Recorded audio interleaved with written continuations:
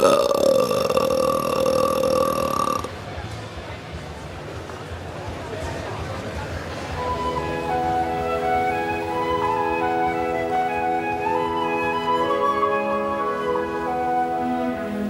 and gentlemen, good evening, and welcome. The Sun is a low to medium mass star which through nuclear fusion will become a red giant and then a white dwarf. Even if the Earth should escape eventual incineration by the Sun, all the Earth's water will be boiled away and the vast majority of Earth's atmosphere will be lost. Everything on the Earth will die a tragic, elongated, painful death. Everything will die. It will have all been for nothing. Now time for some comedy. So, ladies and gentlemen, would you please welcome Andy Parsons.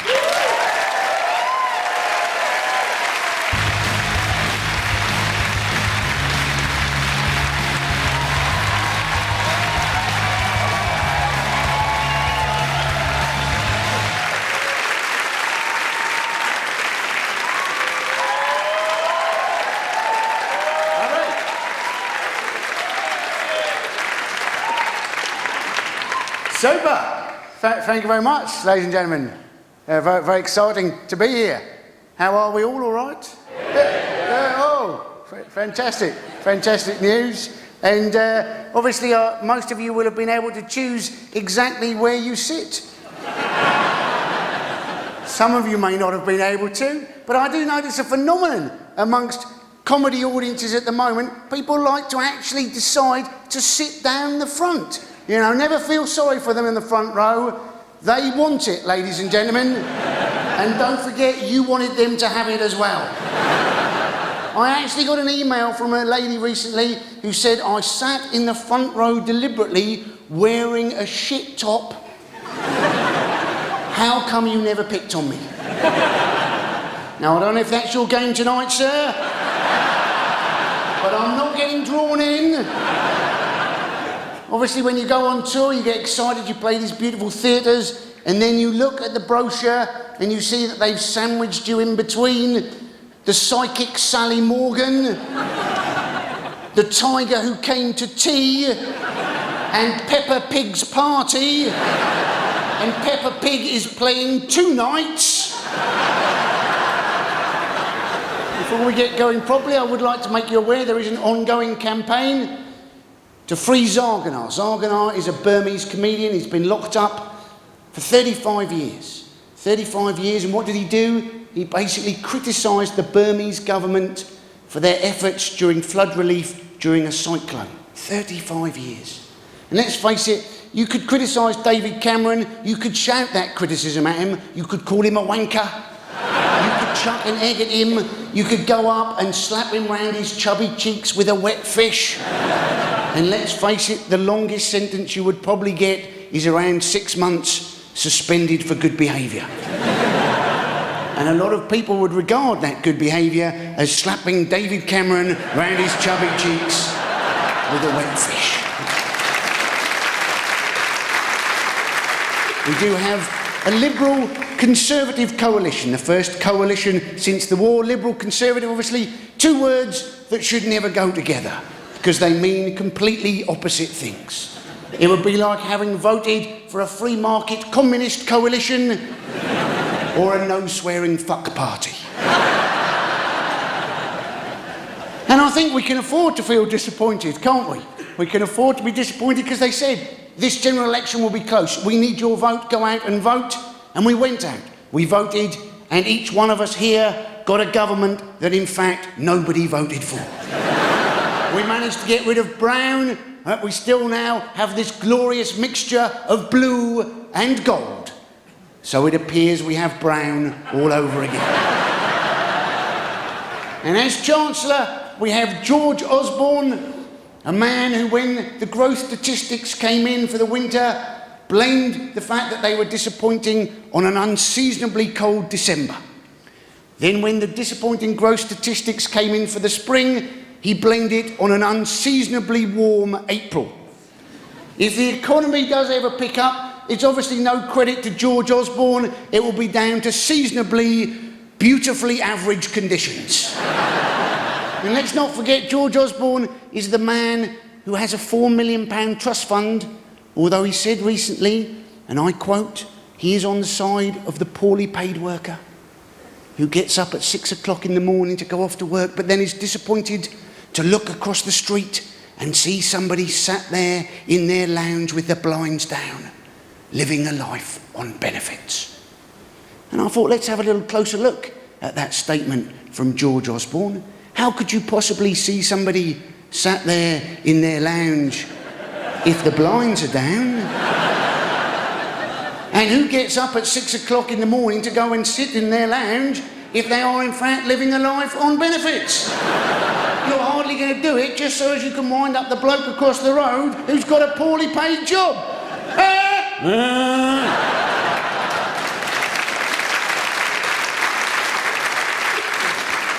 They've been counting how many U-turns the coalition have done so far. They reckon it is at least 12. My favourite one was when David Cameron put his private photographer on the public payroll and then very quickly had to take him off again. A man by the name of Andrew Parsons. Some of you spotting a little link there, ladies and gentlemen.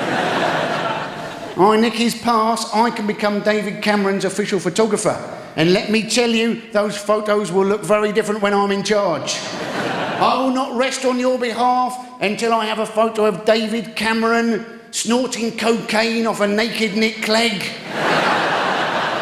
Hopefully while sharing a twin bedroom with William Hague. Because we know, don't they? They say, oh, we need to have all these cuts, but we know that when they've got their pet projects, they'll find the money, won't they? David Cameron has said that from 2012, right, he basically wants to recognise marriage within the tax system. And what this means is that for married couples, you'll be getting an extra £150 a year to encourage you to stay together. Because that's going to make all the difference, isn't it? £3 a week. I hate you, I'm leaving you. I don't know why we got married in the first place. Well, come on. There's £1.50 in it for you. And we know, don't we? We know some of these cuts are ideological, because David Cameron has told us they are. He said he wants the big society. What he wants is to slash the state, and he wants a lot of those functions of the state done by charities, because he thinks they're more efficiently run. That is not our experience of charities, certainly on the high street, is it? You go into the average high street charity shop, and there's some old lady in there who hasn't got a fucking clue what's going on. And then you look out the back and there's 3 other old ladies having a rummage around, trying to find a bargain, which, judging from what they're wearing, they've yet to find. And then they haven't done some of the things that we were hoping they would do. They haven't done anything at all on bankers' bonuses. And basically they've done some research, both International Labour Organisation and PricewaterhouseCoopers, and they have found that whether a company pays big bonuses or little bonuses, they reckon makes very little difference as to how successful a company is. But that's not what they tell us at the banks, is it? They say we need to pay those big bonuses so as we get the best people. But as we found out from the banking crisis, a lot of the people they thought were the best people turned out they were shit. I think we should find a way of holding on to these bonuses in limbo for a little bit, maybe 5 years, something like that, until we can work out exactly whether they have made a genuine profit or whether it is merely a speculative bubble.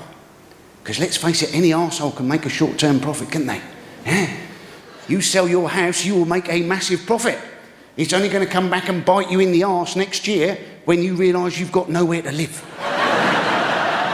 And then the bankers go, don't they? Well, don't tax us too heavily, you tax us too heavily, and then we are going off to Switzerland. And I think, go on, let them go. I've been to Switzerland. I don't think they'll stay very long.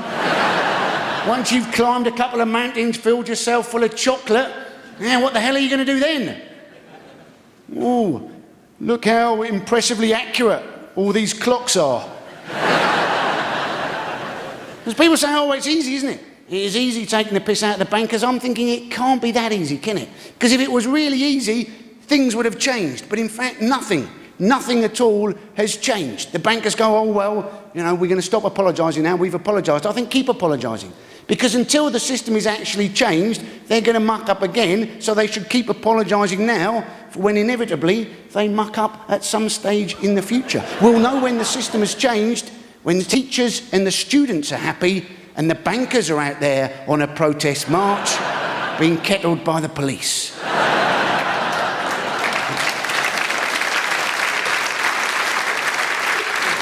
Let's face it, right?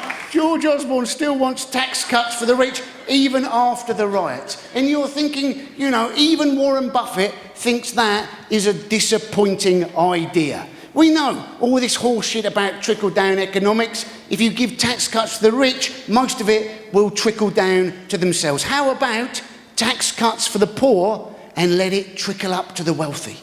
Because let's face it, you want to get money into a system, give it to poor people. They're not going to be saving it, are they?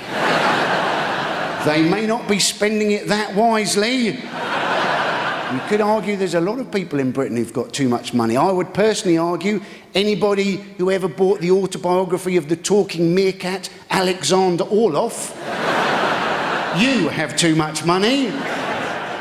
Anybody who's ever bought glow-in-the-dark loo roll, you have too much money. Anybody who's ever bought a cosy sofa blanket with sleeves called a slanket. Oh yeah, I've got some guilty faces in my audience, ladies and gentlemen. Also, anybody on a regular basis buys innocent smoothies. How expensive are they? £2.49 for a bottle the size of a specimen sample. And they have the cheek to call them innocent. Go into a supermarket, buy a banana. It will cost you 20p, take a big bite and go, mmm. You will have saved yourself £2.29.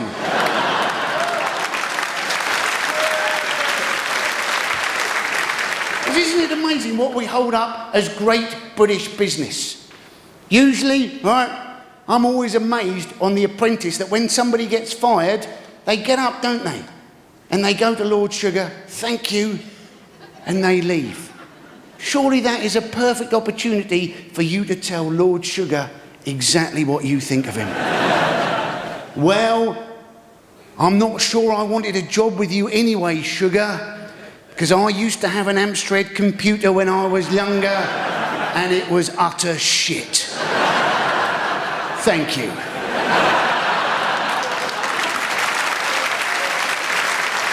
Who are the people we usually hold up, right, as great British businessmen? Usually the top three: Lord Sugar, Richard Branson, Philip Green. Now, Amstrad was shit, Virgin Trains are shit, Top Man is shit. If you followed our three best businessmen, you'd be using a computer that didn't work on a train going nowhere, looking like a prize wanker.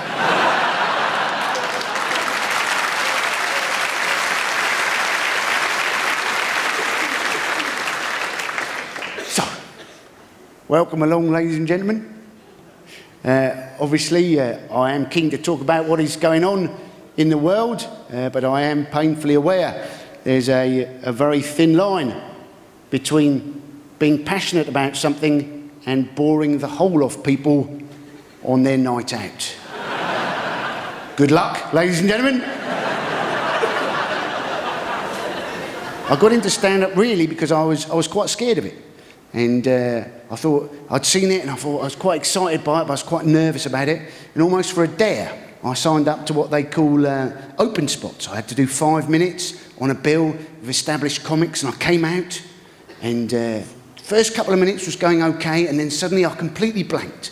Completely forgot what I was supposed to do, but I'd had the foresight to write down on a bit of paper all the jokes. So I got the bit of paper out of my pocket, but I was so nervous, right, I dropped it. And there's a lady in the front row, and she picked it up. And there's that moment when I'm looking at her going. And she passes it back to me. Right, she leans in and she goes, keep going. You're doing really well. I thought, well, that is the sort of heckle I can handle. I think basically if she'd sort of leant in, screwed it up, chucked it over her shoulder and went, "You shit," I think I'd have started crying, maybe wet myself, maybe done a small poo. I have cried on stage. Yeah, I once had giardia. Some of you may know what giardia is. It's a waterborne salmonella type illness. Lost 1.5 stone in 10 days. Some of you thinking, I don't need a diet, I need giardia. I wouldn't recommend it. I went to the hospital for tropical diseases because the GP didn't have a clue exactly what was wrong with me. And they finally worked out what was wrong with me.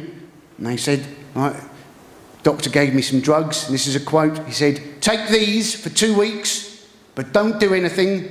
These will fuck you up."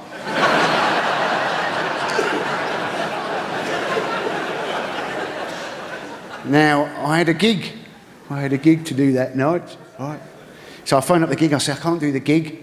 They phoned back, said, "Look, it's only 20 minutes, we can't find anybody else, can you do it?" I was crying before I came out on stage. I cried for the entire 20 minutes. I cried as I left the stage. They fucking loved it. It must have been the most surreal thing ever. Some bloke trying to crack some funnies, tears pouring down his face, and the whole audience going, "Oh, that is good. That is good." People always want to know. People want to know what the horror stories you've had on stage. Well, I once did a double act, and we came out on stage. 2 mics were set up for us, and as we got on stage, we realised that, in fact, only one of the microphones worked. So you could hear the setup to a joke, but you couldn't hear the punchline. So you can imagine, after a little while, the audience getting a bit restless, some bloke at the back shouted, "Fuck off!" And I thought I was being terribly clever because I had the microphone that worked. So I said, "Oh no, mate, we're only going to fuck off if the whole audience tell us to fuck off." Lasted about another 10 seconds. Another time, I'm with a friend who's a comic. And he says, "Andy, there's something about your delivery." He says, "There's a rhythm to it, there's a lilt." He said, "It's funny anyway." He said, "You could say anything, it doesn't matter what you say, I'm laughing regardless." So I thought this was rubbish. But we were working together the next night, so I thought for a laugh, he introduces me, I bounce out on stage, I go,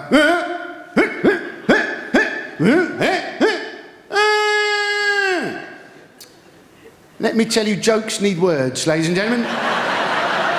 A series of nasal grunts is not sufficient. I do get asked about the nasal side of my grunting. Transpires when I was very little, I did struggle to breathe, which was obviously a slight impediment if I wanted to get any larger. My parents nicknamed me, because my breathing was so bad, they nicknamed me the traction engine, because they were sensitive sorts.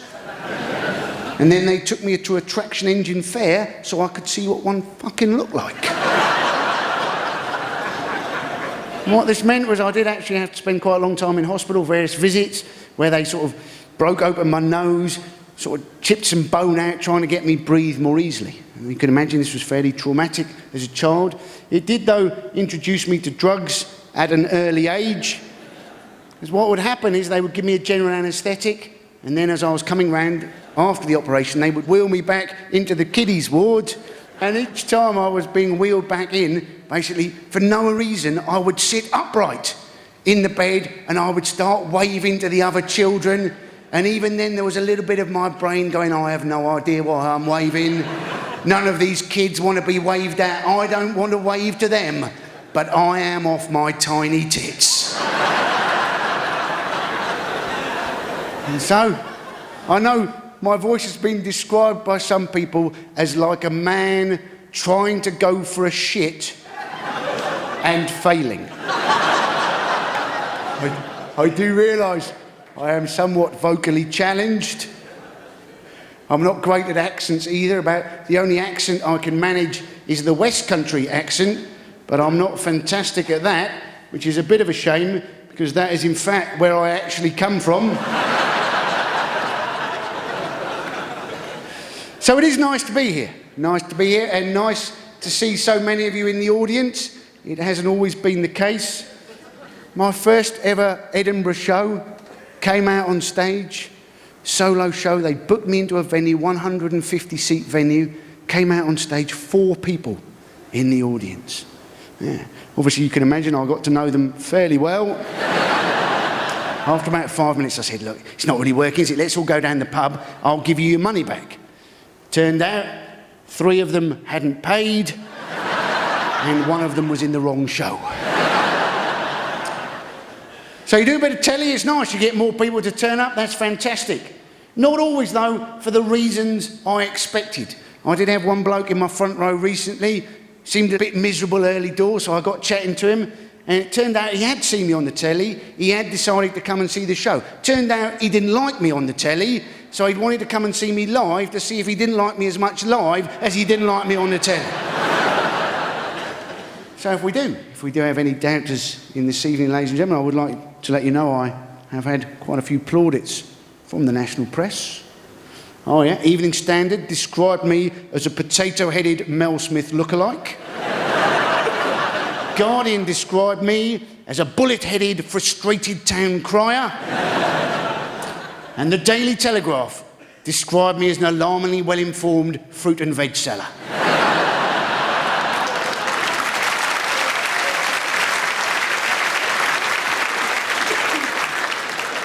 That is normally what I get.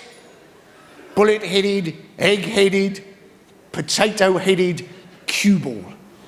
And I always think, how can you be all of those things? I can't look like a potato, a bullet, an egg and a cue ball. When have you ever been in a pub, looked for a pool table, found a pool table, looked for a cue ball, not found the cue ball, and thought, fuck it, let's use a potato? Because things can annoy you, can't they? Things can get on your tits. Usually with me, stuff I've watched on the television, people say, oh, how'd you come up with your material? Well, I was thinking, if you watch enough television, how could you not come up with material? In some ways, this is a great job. I shout at the television, I then remember what I shouted at the television, and I come and shout it at an audience. Often it's to do with British foreign policy. We have now been in Afghanistan 10 years. And of course, we first went into Afghanistan with the help of Pakistan to try and find Al-Qaeda. Now, it appears that Al-Qaeda have in fact left Afghanistan and gone into Pakistan, but we're not allowed to go and look for them in Pakistan because Pakistan is our friend and they're still helping us look for them in Afghanistan.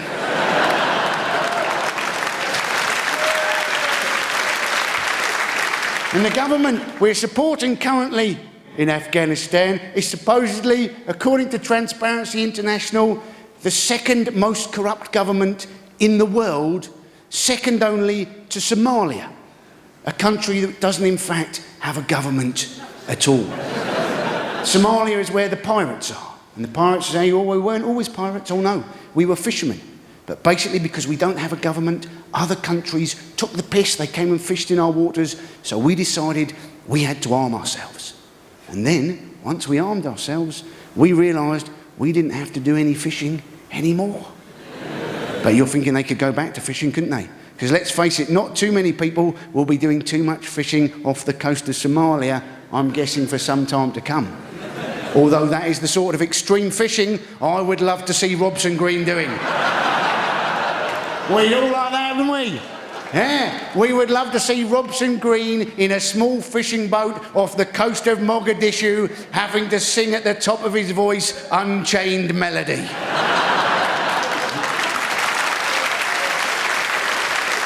And hopefully things will work out in Libya. Obviously, we have been, though, very inconsistent, haven't we, with how we've approached Colonel Gaddafi. First of all, he was an evil dictator, and we said we were having nothing to do with him. Then Tony Blair said, oh no, he's a reformed dictator, we should do business with him. And now again, he's that evil dictator. You'd have thought maybe the clue there was in the word dictator. Even Ronald Reagan in the 80s described him as a mad dog. And you're thinking, if he was a mad dog then, imagine what he's been like the last few months when we've been bombing all the equipment we had previously sold him. He'd be rabid, wouldn't he? He'd be like a dog who'd swallowed a tub of deep heat and then decided to lick his own testicles.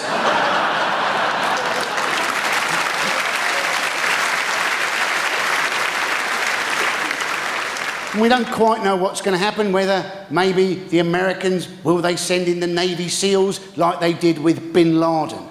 Obviously some different stories coming out as to why they had to shoot Bin Laden. First of all, they were saying, oh well, he was basically shooting at us. And they said, oh no, he wasn't shooting, but he did have a gun.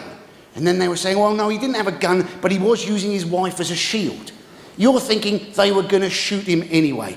Even if he'd been stood there naked with his arms in the air, waving a white sheet, they'd have still said, oh yes, we had to shoot him. He was behaving very aggressively, pretending to be a ghost.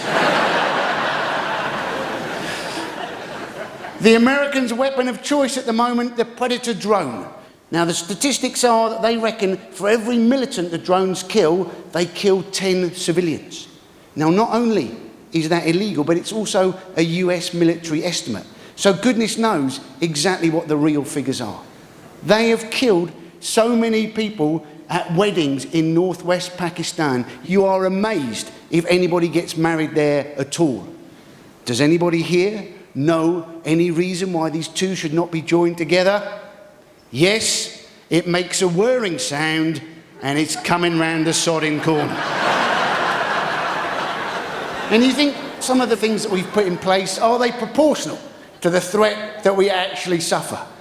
You may have noticed that now, basically because of the Christmas Day bomber, if you fly to America, for the last hour of your flight, you're not allowed out of your seat to go to the toilet. The reason is that when they were circling over Detroit, that's when he tried to detonate his bombs. They thought, oh well, we know how we can stop that. For the last hour you can't go to the toilet. And you're thinking, will that make any difference? Surely if you've got a bomb on board, you'll know that, and you'll just detonate that bomb 65 minutes before you're due to land. You're not going to be sat there in your seat, strapped with plastic explosives, and suddenly see the Parsons seatbelt sign come on and go, fuck me, that is me foiled. The Times Square bomber, even the FBI had to admit that he was an amateur. The reason that they had to admit that was that basically he had used non-explosive fertiliser. He hadn't created a bomb, but he'd basically created a garden in the back of his SUV. If he'd been a suicide bomber, he'd have pulled the pin on his jacket and a little bit of compost would have trickled down his neck. And there's obviously still ongoing difficulties in New York. There's still a lot of outcry about this proposed Ground Zero mosque. Now, quite a few problems with it, not least of all, of course, because it's not in fact at Ground Zero, and it's not in fact a mosque. We know that 9/11 changed the world, if for no other reason, in that Nation of Islam used to be massive in America. No longer.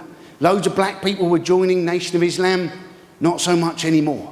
It's tough enough being black without becoming a Muslim as well. Be like being gay and then dyeing your hair ginger. You don't need the extra hassle.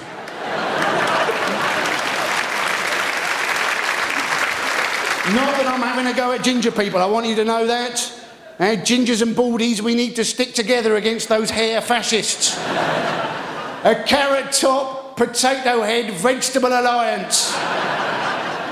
But if we ever go on a rally and the sun's out, there'll be a lot of Factor 50 on show. And my real problem with the Ground Zero mosque is that basically it's equating Islam with terrorism. There is a lot of anti-Islam feeling around the world today. In Switzerland, you may have noticed that they've banned minarets recently.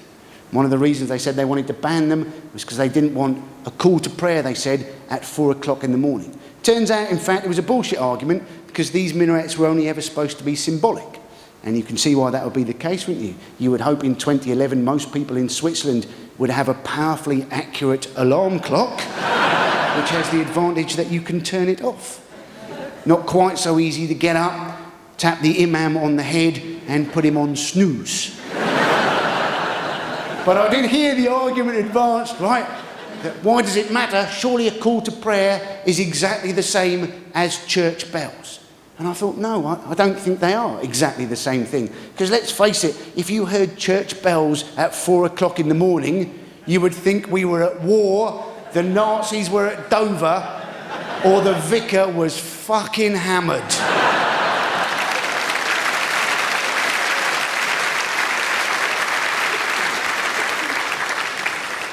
Islam, it obviously encourages a lot of devotion. One of the ways it does this is that people have to pray 5 times a day. And anything you've got to do 5 times a day, you tend to take pretty seriously, don't you? We are all supposed to eat 5 fruit and veg every day. Now, we struggle to do that. Imagine you had to eat those 5 fruit and veg at set times every day when some bloke up a tower started wailing fruit and veg at you. At which point you had to start reciting various passages from Delia Smith's Healthy Cookbook whilst pointing in the direction of Norwich.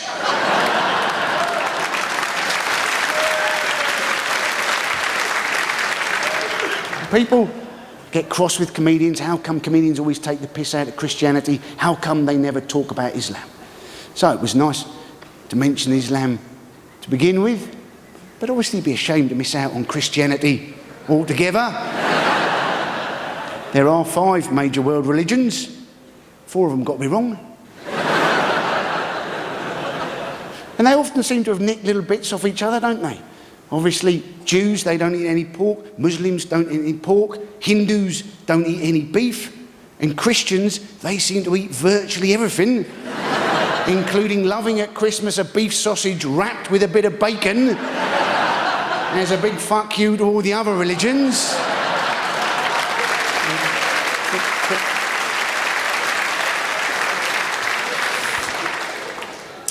And if you actually had to explain to somebody who didn't know anything about it the difference between Protestant and Catholic, it'd be a really tough thing to explain, wouldn't it? So you both believe in the same God? Yeah. And you both believe in Jesus? Yeah. And you believe Jesus was the Son of God and was born at Christmas and died at Easter and will come again? Yeah.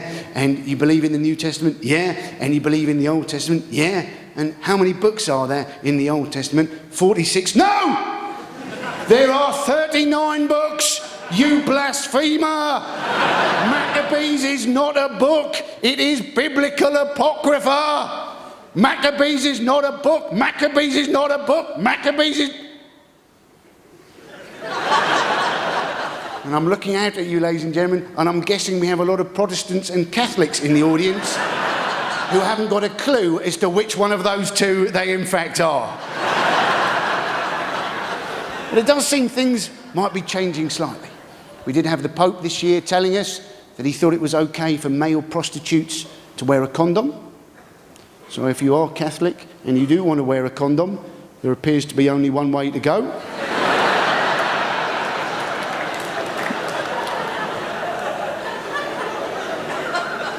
And it does seem surprising, doesn't it? It seems surprising that in 2011, that basically we still have a man who has never had sex, who is telling 1 billion other people how they should be having sex. The Pope said going, homosexuality is unnatural. I was thinking, surely the most unnatural thing in the world is not to be having any sex whatsoever. Virtually every living organism on the planet is having sex apart from amoebas and Catholic priests. If God hadn't meant us to have sex, God would not have put so many pleasure receptors around our genitalia. And I, for one, am not going to let God down.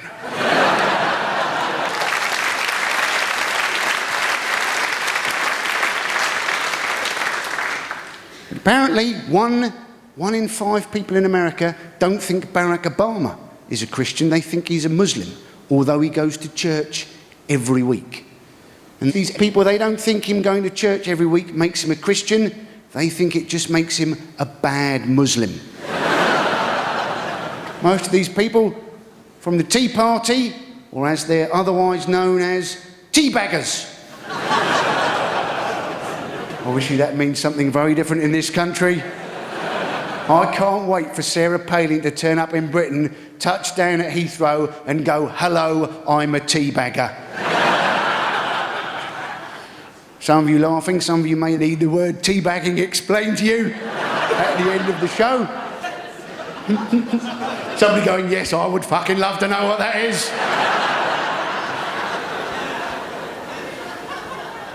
But if you don't know much about the Tea Party, they have got some great characters. There's a woman called Christine O'Donnell. If you don't know her, Google her. She comes out with some great statements. She's often on Fox TV, comes out with statements like, masturbation is sinful and the equivalent of adultery. And the thing is, she's actually quite fit. So I wonder how many people in America are watching her on the telly, trying to crack one off, and then justifying it as an act of political rebellion. Because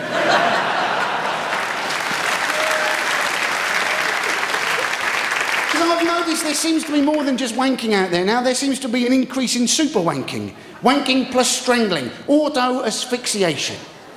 I mean, who takes their trousers down for a wank, looks at their belt round their ankles, thinks that's doing nothing at the moment? Oh, I think I'll strangle myself with this. Who has done the research? Who said strangling yourself and starving yourself of oxygen was going to make things better?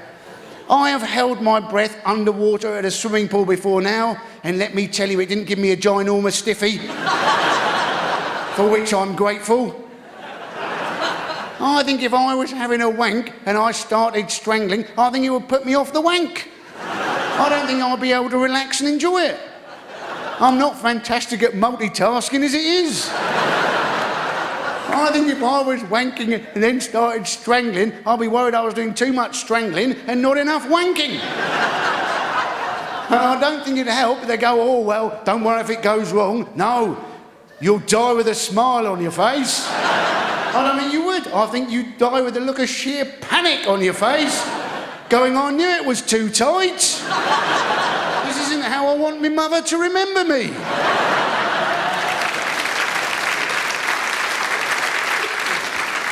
That came out a bit from left field, didn't it? This is the point where some of the slower members of the audience think, I don't think this is Peppa Pig's party.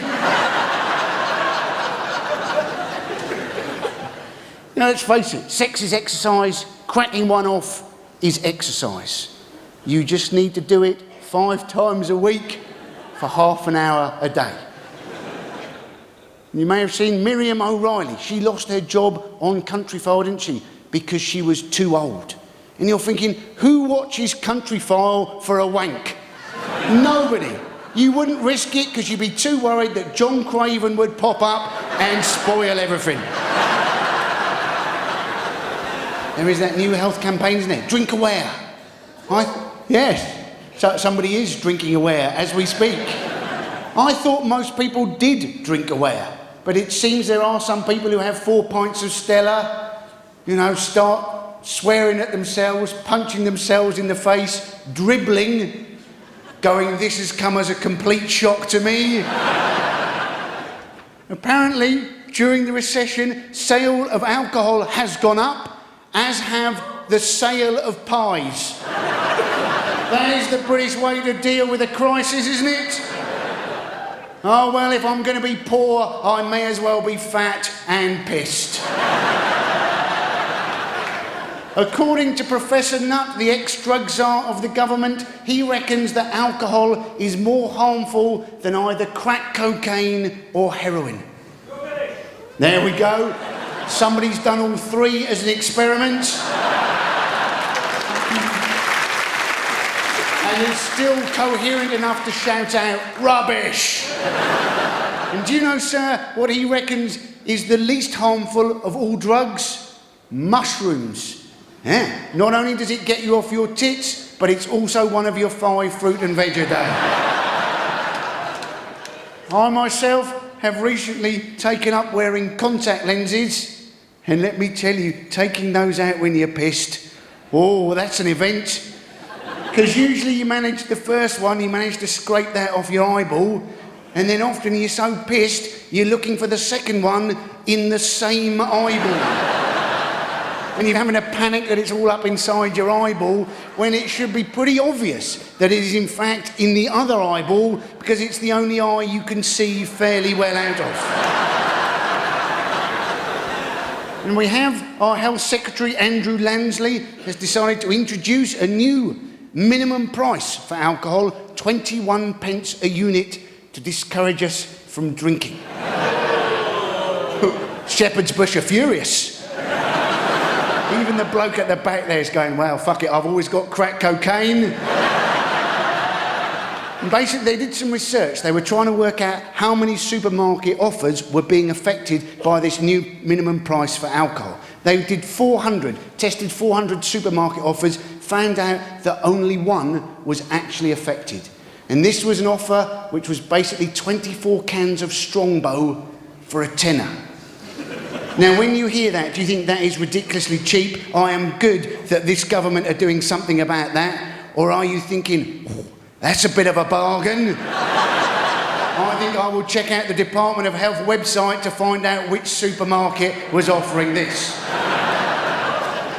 Andrew Lansley is the man who criticised Jamie Oliver because he said because of Jamie Oliver we had less school children eating healthily because of him. Turns out it was bullshit. Turns out because of Jamie Oliver we have more children eating healthily at lunchtime. And you're thinking it's not rocket science, is it? If you've got loads of kids and you're giving them E-numbers at lunchtime and ketchup and Coca-Cola and chocolate, get them to run around for an hour, double geography in the afternoon will be like a zoo, won't it? Whereas if you manage to get some apples and pears and spinach and chickpea into them, they're not going to have too much excess energy in the afternoon, are they? Because their bodies will be too occupied with digestion. They'll be much more placid. Maybe a bit guffy, but much, much more placid. And Andrew Lansley, he has introduced these NHS reforms, which now means if they go through, that your doctor will not only have to decide exactly what is the best course of treatment for you, he'll have to try and decide whether it in fact is value for money. So whenever you go and see your GP, it'll be like having an argument with himself, going, well, I think this is best, but maybe it's too expensive. It'll be like going to see Schmiegel. Come in, nice man. But he wants the precious. Oh, but he's not very well. Let him die. Kill him. I was, of course, classically trained, ladies and gentlemen. But as I did tell you, I did spend some time in NHS hospitals. I was in there when I was 18. I managed to get a rugby ball wedged up inside my rib cage. Yeah. Well, it's quite a cunning ploy, very difficult for the opposition to get the ball. But it wasn't so clever for me. Basically, I was in intensive care for a while. They thought I'd ruptured my spleen. Turned out I'd only torn my kidney. So that was fine. And they basically stuck me in this ward with an old bloke on one side who'd had a throat operation, had loads of metal staples across his throat. And on the other side, there was a bloke who had no arms and no legs, but whose most important characteristic, as far as I was concerned, was that he used to like to shit himself to get the attention of the nurses, and I was downwind of when he wanted attention. Now, if that wasn't bad enough, on the second night I was in there, the bloke on my left-hand side, I was woken when he was leaning over me, bleeding on me, having ripped out his entire set of throat staples, going, Andy, they're itching, what should I do? At which point the bloke on my right-hand side shat himself. And you can imagine, I discharged myself from that hospital fairly quickly. Turns out in France, supposedly the best public health system in the world, they have a lot of individual rooms in their public hospitals. And you're thinking, well, surely that makes more sense. When we're building new hospitals, why don't we get more individual rooms? There is nothing worse when you're ill than being surrounded by other people who are ill. Because let's face it, when you're ill normally, you stay at home until you're better. You don't invite all the other ill people you know to come and share your bedroom with you. It also transpires that the NHS is still doing homeopathic remedies. This is where they give you a remedy, and it's basically a substance that's been diluted and diluted and diluted until you can no longer detect the original substance. And you're thinking, well, surely if you can no longer detect the original substance, it's water. And they go, oh, no, it's not water. It's got a memory of the original substance. And you're thinking, how can water have a memory? A computer has a memory, but if you pour water on that, it won't have a fucking memory. £12 million a year the NHS spend on homeopathic remedies, and they say, well, the results are okay. And you're thinking, well, surely the results are going to be okay. Water is okay for you. If people come in wanting homeopathic remedies, give them a glass of tap water and tell them to piss off. And if they're not happy with that, tell them the tap water contains a memory of when they were last well, and then tell them to piss off. It's amazing what people can get into. If you spend some time in a spa hotel in Britain, there's every chance that they will currently offer you Hopi ear candling. For those of you who don't know what that is, that's where they try and stick a hollow candle in your ear and light it to get rid of earwax. So to try and get rid of wax, they're melting wax in your ear. It is insanity, isn't it? It would be like if you're constipated trying to go for a shit by shoving poo up your own bum.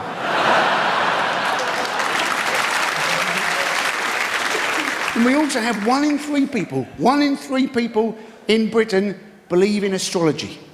The 12 star signs, the only problem is, of course, that the stars are all moving away from Earth in different directions and different speeds, which is why the 12 star signs look absolutely nothing like they were supposed to 3,000 years ago when astrology was invented, and why as time goes by, they'll look even less like them. If you look up and you see Capricorn, it looks more like a right-angled triangle than a goat. Virgo looks more like a disabled spider. And if Aries is a ram, it's been flattened by a bloody truck. They say knowledge is power, which is why I think the tuition fees, it's got a lot of debate, a lot of anger out there, people saying it's going to lead to a 2-tier university system. And that is, of course, to say if we don't have a 2-tier university system already, you can usually tell which are the better ones. If it's a major city followed by the word university, it tends to be top tier, doesn't it? Whereas if it's got the name of an area or the name of a person or the word metropolitan in it, all I'm saying is if you hear somebody's off to the west of Cumbria, John Brooks Metropolitan University, you think there's a fair chance they're doing media studies. But it's not just the students who are unhappy. They weren't the only ones who were rioting.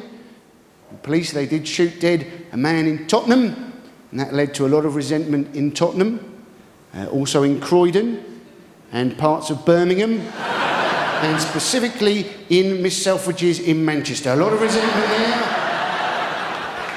So much resentment that people could only cope with their resentment by taking home a new pair of trainers. And the 24-hour news channels, they were very happy with how they'd managed to cover the riots, thought they'd done a good job. I'm not sure that they weren't, in fact, stoking the situation. Here you can see, this is live footage, Bethnal Green. You can see there's a Currys being looted there. A lot of people coming out with £2,000 flat-screen TVs. Seem to be quite a lot of them. Probably won't be too many left in about 10 minutes' time. The police have been criticised recently for a number of things. You may have seen that they're keeping our DNA on their database for 12 years, even when we're innocent. And they said, well, we should do that, quoting some statistics from the Jill Dando Institute for Crime Science. Now, I have a few problems with the Jill Dando Institute for Crime Science, not least because they've yet to find the killer of Jill Dando. It would be like having a Lord Lucan missing persons helpline.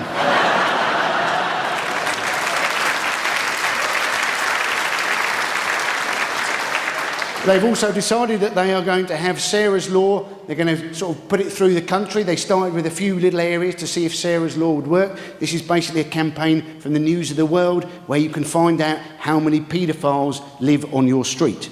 The police won't actually tell you exactly where they live. They'll just tell you how many there are, so as you can have a good gossip with your neighbours trying to work out where you think they are. Obviously helps if you live on a short street. Yeah, if there's only 3 houses on your street, there's going to be a lot of suspicion falling on the old bloke who lives across the road who's just lost his job with the ice cream van.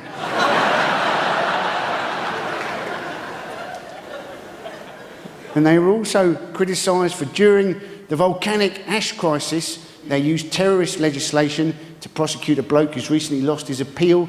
He charged £1,000 for causing a menace. What did he do? Well, he went on Twitter.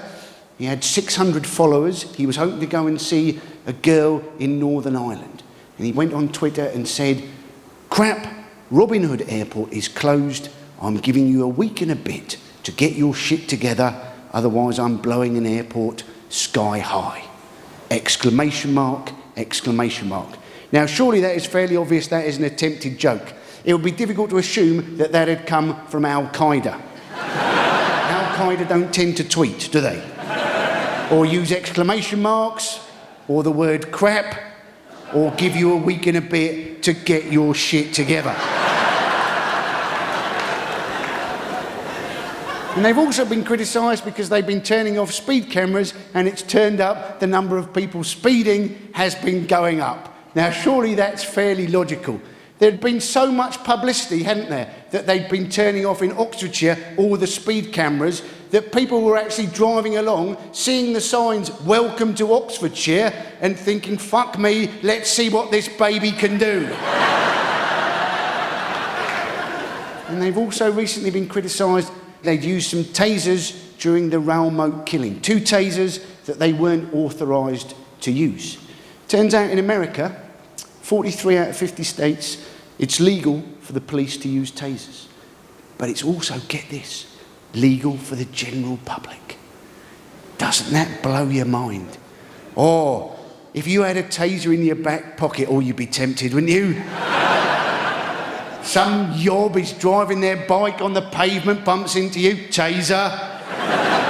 Somebody jumps the queue in Tesco, taser. Next door neighbour's cat shits in your garden, taser. God Squad knocking on your door, 9 o'clock Sunday morning. Can you see the light? No, but you're about to.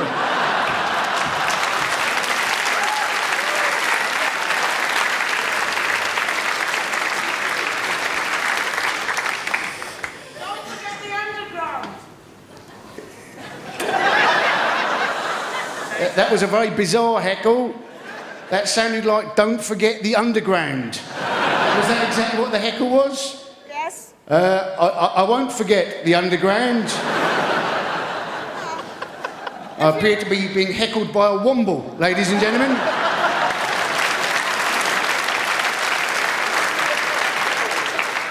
If you are worried about missing your tube, you are safe. I will make sure that we get done by that time. Was that what you were worried about? Or did you just wanted me to remember the underground, as if I was often wandering around London going, "Fuck me, I wonder how I should get from Shepherd's Bush to Oxford Circus. If only there was a convenient public transport I could use. Oh, the underground!" People are very sensitive now about comedy, especially the BBC, anything to do with religion or crime, very, very sensitive about. But I should big up the BBC. They were good to me. They put out my DVD last year, and they got some legal complaints, and they had the courage to put it out again. One of the complaints they got was from a man called Peter Vardy. You may know who Peter Vardy is. This is the man who set up some schools in the northeast of England which taught creationism. And Peter Vardy is a second-hand car dealer, multi-millionaire. And the joke went something along the lines of, creationists, they believe that the Earth is apparently only 6,000 years old, whereas most scientists think it is 4.5 billion years old. Pretending that something is much younger than it in fact is. Typical fucking car dealer.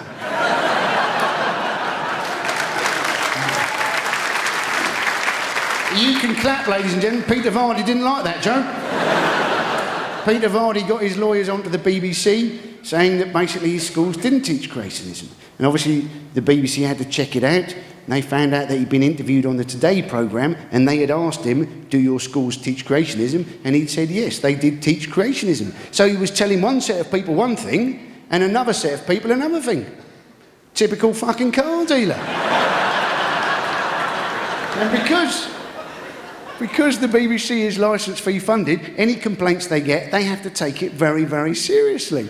So for those of us who wouldn't normally complain, we almost need to complain to balance it out against those people who are always complaining. And you can actually do it really nicely. You know, it's very easy. Go on email, bit of fun. Dear BBC, I believe some people last week, I believe they found something offensive.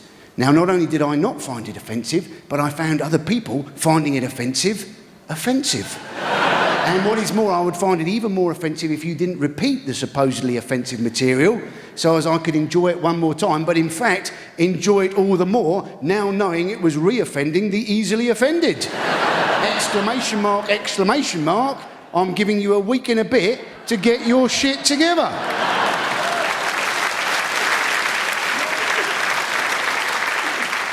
My favourite complaint to the BBC was in fact when Nelson Mandela was released from prison. And the BBC had pledged that whenever he was released, they would cut to it live. Turned out it was in the middle of an episode of EastEnders. And the BBC got a complaint from a lady, dear BBC, Nelson Mandela had been in prison for 27 years. How come he couldn't have waited another half an hour?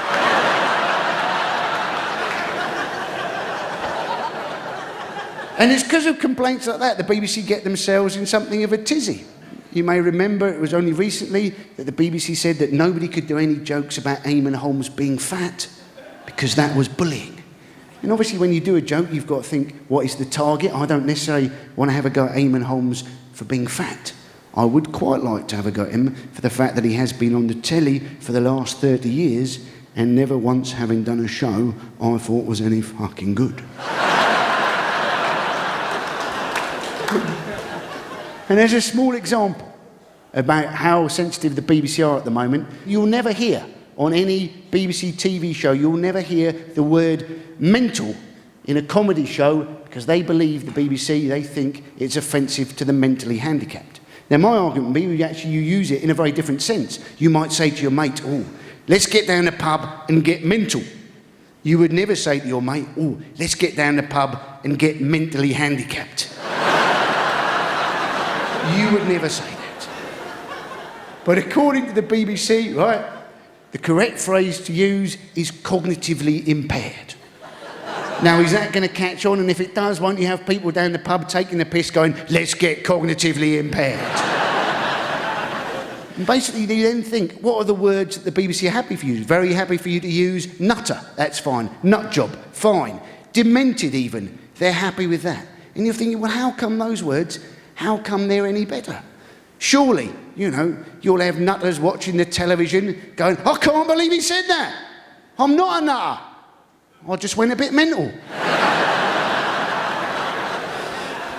So people do ask, they say, oh, is the news sensitivity, has it changed mock the week? And yes, you definitely can't get away with what you used to be able to. But in some ways, still the old bun fight that it always was. You've probably noticed it's the only panel show I've ever been on where basically they never ask you individual questions. You know, it's never Andy, what do you think of this? It's always a little comedy topic. It's chucked up in the air and 6 hungry comics go, ah! And probably you'll notice it's often 7 hungry comics, because often Dara will chuck the comedy topic up in the air and then fucking answer it himself.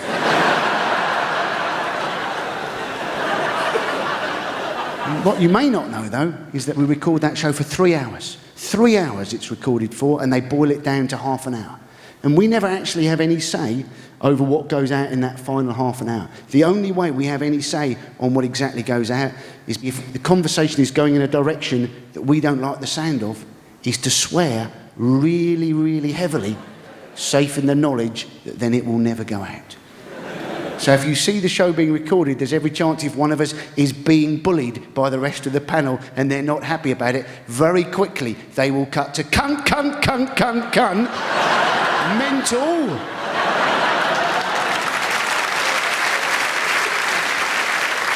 But sometimes you despair of television, don't you? There was times during the royal wedding on the BBC News, I heard a reporter say, is Kate the new Diana? No, she's not, and how freaky would it be for William if she was? That is the sort of thing you might have seen in the news of the world, but no longer. It appears to have gone down fairly well with this audience. Rebecca Brooks, she's a tough woman though, isn't she? She was once married to Ross Kemp and she beat him up. How sad is it that you've got to go round visiting gangs all over the world because it's safer than going home?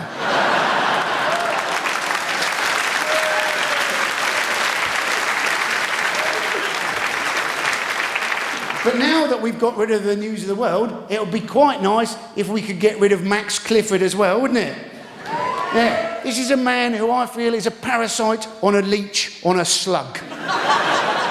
And he tries to defend himself, doesn't he? He says, well, I don't come up with the stories. I basically merely protect my clients from being exploited by the press. And I think, well, fair enough. Maybe some parts of the press are wankers, but so are most of his clients. The best thing you can say about Max Clifford is that he's the middle of a wanker sandwich. And it's because of people like him that the Tiger Woods saga went on and on and on. Anybody who'd once met Tiger Woods was trying to sell their story to the papers. Tiger Woods lost most of his sponsorship, including from Accenture. Accenture, of course, who used to be Anderson Consulting, who used to be Arthur Anderson. And they said that they didn't want to sponsor him because it might sully their brand. And you're thinking, given that Arthur Anderson were the people who were the accountants during the Enron saga, and that was one of the worst cases of fraud the world had ever seen, how could Tiger Woods, being a bit of a shagger, sully their brand? Because these companies, they think, oh, well, it doesn't matter what we got up to in the past. Basically, nobody will remember if we change our name. Tiger Woods can't do that, can he? He can't turn up at the next golf tournament and go, oh, hello, I'm Jaguar Forest.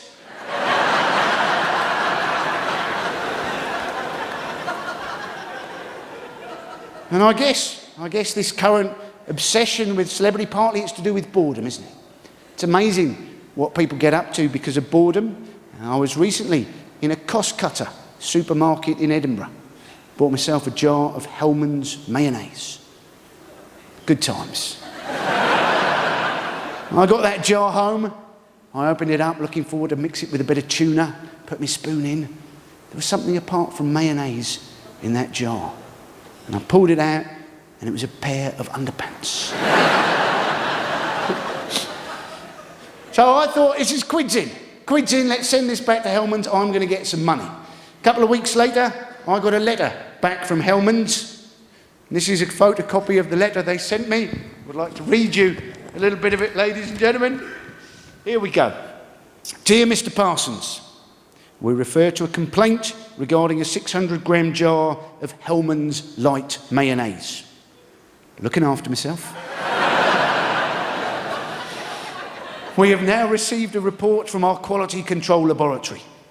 Following an examination of the contents of the returned product, our quality manager identified the foreign item present as a pair of underpants. The jar was only half full of mayonnaise, indicating that some product had been removed prior to the item being added, and there was only mayonnaise present on the underpants on the areas that were touching the product and the sides of the jar. We can definitely confirm that there is no factory source for such an item, and furthermore, it would not pass through the filler nozzles present during the manufacturing process. Given these facts, we assure you will understand our conclusion that the underpants did not enter the product at the point of manufacture. They are basically accusing me of sticking my own underpants in a jar.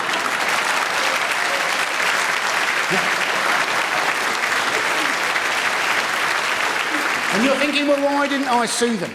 Well, basically it turned out I couldn't sue them because I hadn't actually suffered any damage. I hadn't swallowed the underpants, and the only emotional distress I'd been caused was phoning up everybody I could think of, going, you will not believe this! How unlucky was I? In Willy Wonka, they bought a chocolate bar and they won a trip around a factory. I had bought a jar of mayonnaise and won somebody else's underpants. And I presume it was a Hellmann's employee. They were bored, they hated their job. They thought, right, I know what I'm going to do. Here we go. What are you doing? I'm going commando. Fuck you, Hellmann's. But let me tell you, it is an incredible prototype for light mayonnaise. You put your spoon in, you see what's in the jar, you think, hell, I don't need any mayonnaise. But I am slightly nervous of telling this story, if only because I'm worried that Max Clifford might find out about it, and then at some stage in the future, I might see some ex-Hellman's employee holding up a jar of mayonnaise in a tabloid with the headline, Andy Parsons ate my underpants. But I guess this Hellman's employee, I guess they were just trying to cope with life. And I guess that's basically, you know, when it comes to sensitivity over jokes, that's essentially where the two debates are. It's basically the dividing line is people and their coping strategies for tragedy. Some people, they decide the best way to cope with tragedy is to tell what other people regard as sick jokes. And then some people go, no, that's wrong, that's flippant. I don't want to talk about things, I want to block things out, I don't want to acknowledge things could go wrong. And I think they're both valid coping strategies for life. But if I had to choose between one or the other, I would always prefer to talk about something. Because otherwise, to me, if you shut things away, there's a chance you might find yourself age 65, say. Maybe your partner's left you. Maybe you've realised your kid's on drugs. Maybe you think, I've worked for 40 years, nobody has ever said thank you. Maybe you've realised your body's fucked, your pension's worthless, your dog's got a tumour, and there is no God. And you're thinking the only way is to hang yourself. And the tragedy is, at that moment, you wouldn't even know you could be having a wank at the same time.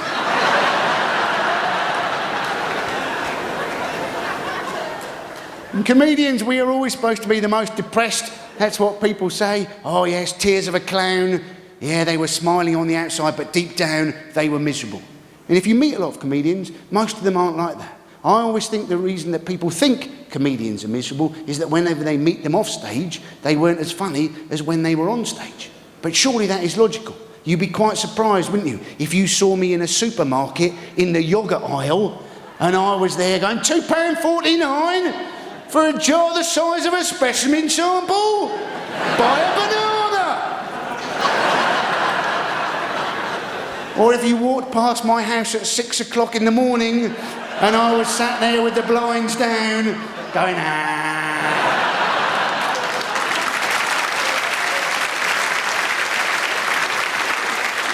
Comedians want to be happy.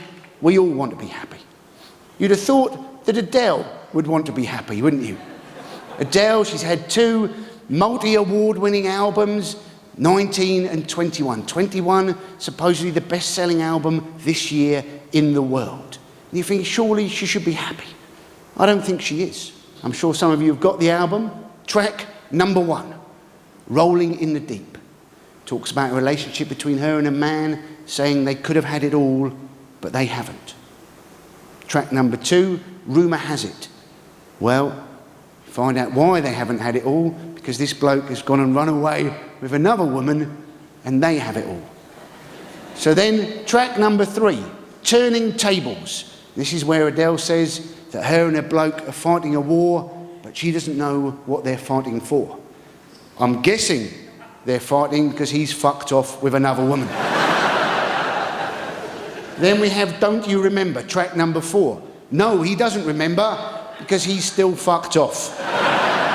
So track number 5, she sets fire to the rain, but sadly the rain burns and she cries. So we move on to track number 6. Don't You Remember. It's a repeat of track number 4 because I've got a bootleg copy.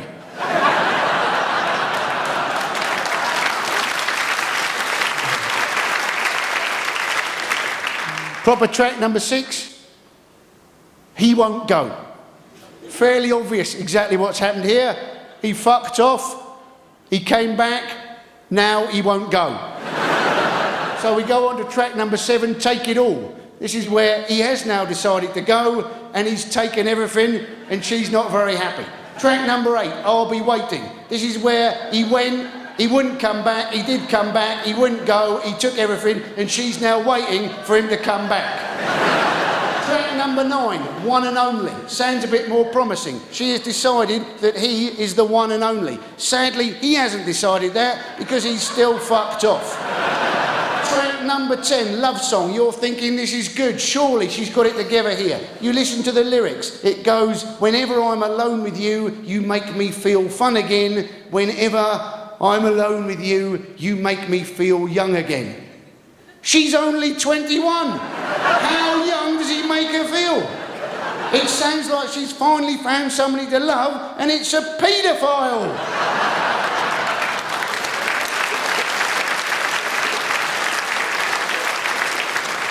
So we go to the final track of the album, Somebody Like You. This bloke has gone and married somebody else, so she wants to try and find somebody like him. This is the bloke she fought a war with, made her cry, fucked off, came back, took everything, fucked off again, married somebody else, and made her dress like an 11-year-old.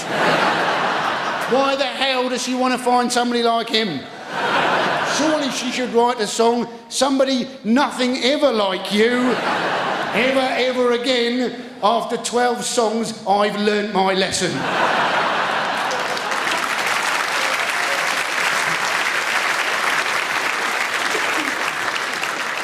I will be going in a little while, ladies and gentlemen. Obviously, that's very, very sweet of you, but we've got tubes to catch.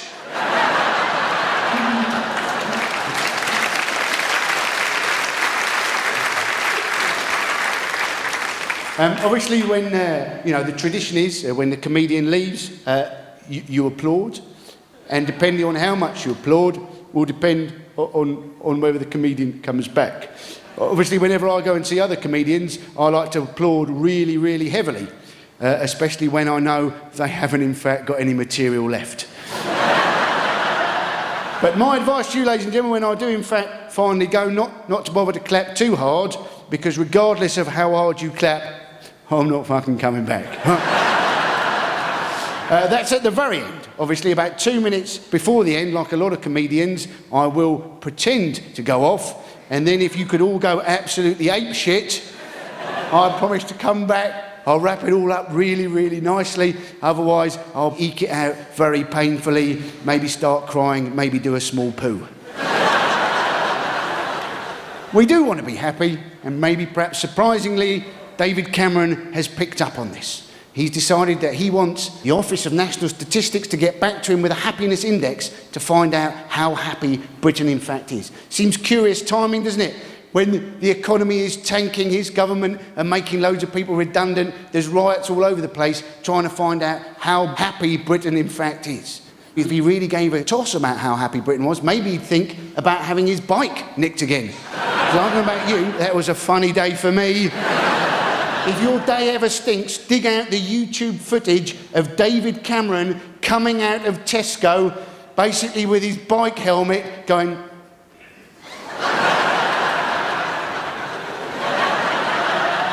It'll cheer you up no end. But what David Cameron may find is that they've already done loads of studies on happiness. Britain is always well down the list of happy countries. Top 4 countries in almost any happiness study, usually the Scandinavian countries. And they reckon that they're the happiest countries because they're the most equal. We in Britain, we've got a lot wealthier in the last 40 years, but we've become much more unhappy because we've become more unequal. Is it any wonder, maybe, that people in Britain aren't that happy if somebody who went to Eton, married the daughter of a baronet, cousin of the Queen, worth conservatively estimated £5 million, and is the leader of the country, then has the cheek, along with his Chancellor, to come out with things like, oh, we're middle class and we're one of you and we're all in it together. Now that, ladies and gentlemen, that is cognitively impaired. If David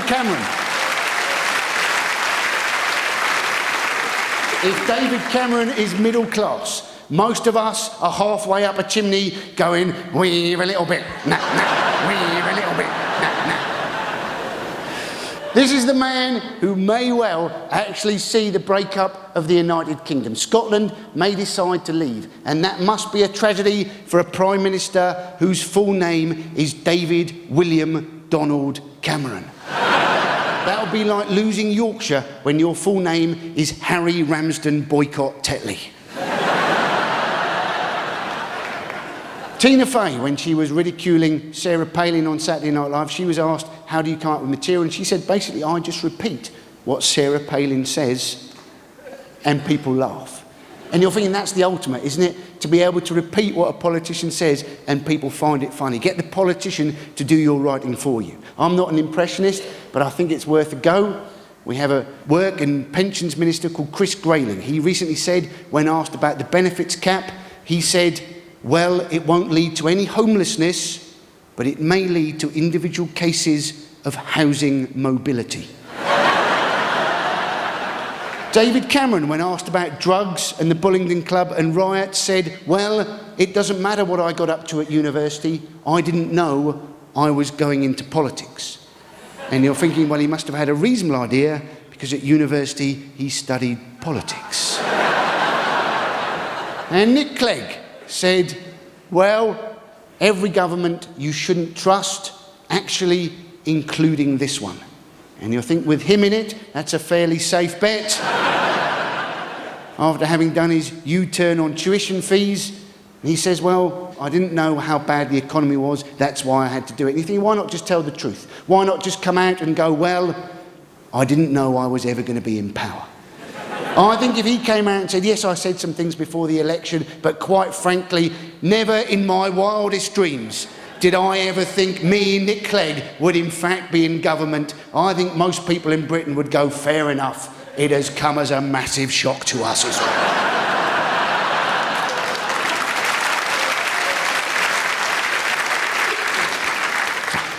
Ladies and gentlemen, we have talked about quite a few things tonight. If you ever do go up to a comedian and quote some of their jokes back at them, you may be surprised to find out they're not that happy. People don't like people coming up to them and telling them their jokes. Me, I love it. If you could remember some of the jokes came up to me, anything about International Labour Organisation or Zarganar or Transparency International, I would love that. But my guess, basically, if you do ever think about this gig tomorrow morning, all you'll be able to remember is that I once found some underpants in a jar of mayonnaise.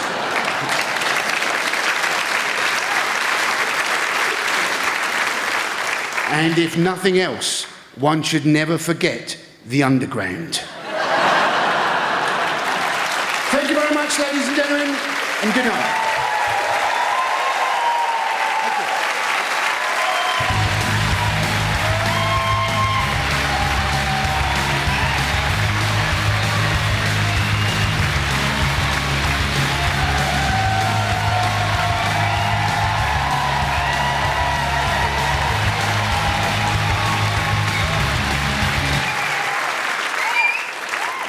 Well, that is very kind of you, ladies and gentlemen. That is most unexpected. We do want to be happy. It does appear that people try and achieve it in different ways. Some people, they achieve happiness by sticking their underpants in a jar of mayonnaise. Other people appear to achieve it by strangling themselves with their own belt whilst watching Hannah Montana. Oh, has that been the one that pushes you over the edge, is it? Say what you like about Afghanistan, but don't you talk about Hannah Montana. I did that joke in Manchester, right? Some bloke at the back shouted out, "It's okay, she's 18 now."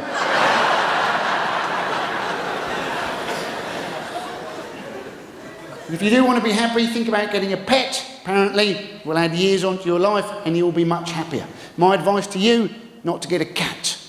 We already have 10 million cats in Britain, and they apparently kill 300 million creatures a year, including 55 million birds.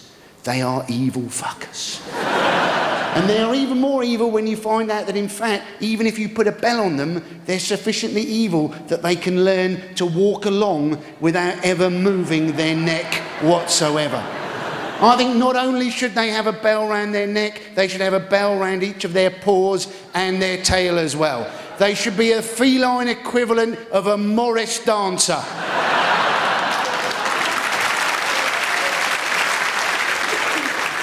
But however well things are going, don't be too smug and complacent. Things can change incredibly quickly.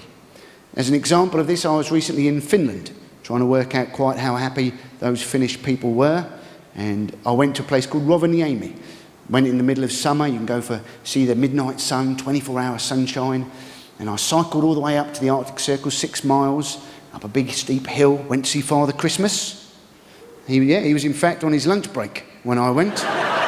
Oh yeah, he can deliver 6 billion presents simultaneously, but he still needs an hour for his fucking lunch, ladies and gentlemen. So I'm cycling down this hill back into Rovaniemi, having not seen Father Christmas. It's a summer's day, I've got my shorts on, having a lovely time. And as I'm going down this hill, a bumblebee goes up my shorts. And you can imagine I've got a bit of momentum down the hill. It's not easy. I take my feet off the pedal and I'm trying to get the bumblebee out, and you can see the bumblebee blowing around in my shorts, and I'm going, don't sting me cock, don't sting me cock. And I can't get it out, and I aim the bike towards a ditch, and I throw the bike down, and I throw my shorts down, and I knock the bumblebee out. It's not stung me. Hooray! It's at this moment I realise there is a group of school children coming down the hill, having been to see Father Christmas. And I'm there going, buzz, buzz, bee! There was a bee! And they seem unimpressed. There's a teacher with them who's basically looking at me very suspiciously. And I'm thinking, well, I'm in a foreign country, I could be in a bit of trouble here. But I'm thinking, my wife's cycling behind me, she'll back me up, everything should be fine. What I've not thought, how it looks like from my wife's perspective. All she has seen is me cycling like an idiot down the hill, screaming me head off, heading towards some school children, pulling my trousers down and going, hey! So fair play to her. She cycled straight past.